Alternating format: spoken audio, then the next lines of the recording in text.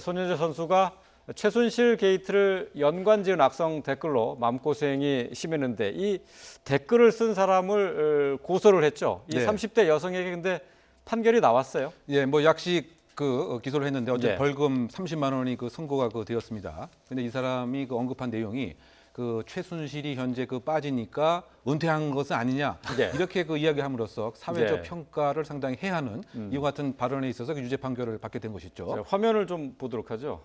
은퇴한 리듬 체조 요정 손현재. 이게 댓글 내용인 거죠? 네, 그렇습니다. 그래서 이 은퇴 코스가 왜 이렇게 빨라지는 이유를 자신이 이제 평가하기에 예. 최순실의 지원을 못 받게 됐다 이렇게 얘기를 한 것인데 예. 그 배경과 맥락을 우리가 알아야 이제 이 얘기를 이해할 수 있을 것이 아닌가 생각됩니다. 예, 예. 왜냐하면 우리가 기억하는 바와 같이 그때 박근혜 전 대통령이 시연을 했던 체조 있지 않습니까?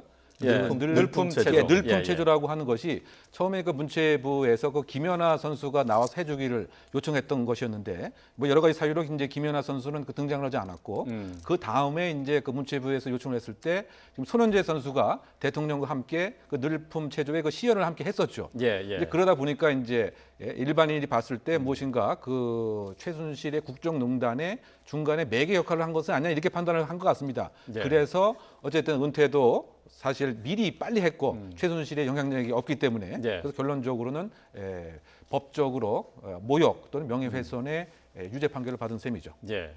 자, 이게 인터넷에 저렇게 악성 댓글을 다는 경우가 흔하게 있습니다, 요즘. 근데 이런 경우에 어떤 책임을 져야 하는지 일반인들이 잘 모르는 경우가 아직까지 있는 것 같아요. 사실 이거 굉장히 심각합니다. 굉장히 심각하고 이거 이른바 사이버 명예훼손이나 사이버 모욕 같은 경우에는 한 번 달면 그것이 전파 속도가 굉장히 높다 보니까 예. 일반 명예훼손보다 훨씬 예. 더 높게 처벌이 되고 있습니다. 아니, 직접 쓰지 않더라도 퍼나르기만 해도 그렇죠. 그것도 직접 또 쓴 문제잖아요. 것뿐만 아니고 예. 이른바 리트윗 하듯이 해서 퍼나르기만 해도 그것을 지금 처벌하는데요. 물론 실무상은 최초에 올린 사람에 대해서 어떤 IP 주소를 추적해서 처벌하는 것은 맞습니다만 네. 그 이후에 그것을 전달하는 케이스 같은 경우에도 실제로 처벌된 케이스가 상당히 있습니다. 그리고 사이버 명예훼손이라는 것은 그 죄명을 법적으로 말하면은 정보통신망 이용 및 정보 이용에 관한 법률 위반이다 이렇게 얘기를 하는데요. 예. 그것 같은 경우에 지금 만약에 이게 비방의 목적으로 이와 같은 사실을 적시한다고 해서 하더라도 3년 이하의 징역 또는 3천만 원 이하의 벌금.